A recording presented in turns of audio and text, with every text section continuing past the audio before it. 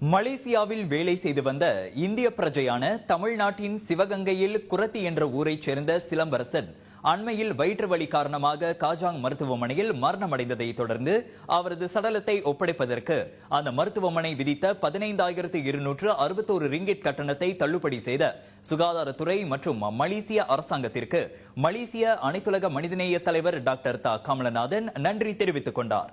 November 8ஆம் தேதி காஜாங் மருத்துவமனையில் அனுமதிக்கப்பட்ட சிலம்பரசனுக்கு வயிற்றில் அறுவை சிகிச்சை செய்யப்பட்ட போதிலும் அடுத்த 2 நாளில் அவர் மரணமடைந்தார்.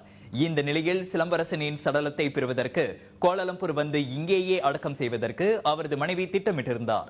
உடலை ஒப்படைப்பதாக இருந்தால் 15,261 ரிங்கிட் செலுத்த வேண்டும் என காஜாங் மருத்துவமனை கூறியதால் அவ்வளவு பணம் இல்லை என்பதால் அந்த சடலத்தை பெற்று தகனம் செய்துவிடும்படி மலேசிய உலக மனிதநேய தலைவர் டாக்டர் தா கமலநாதனை சிலம்பரசனின் மனைவி கேட்டுக்கொண்டார்.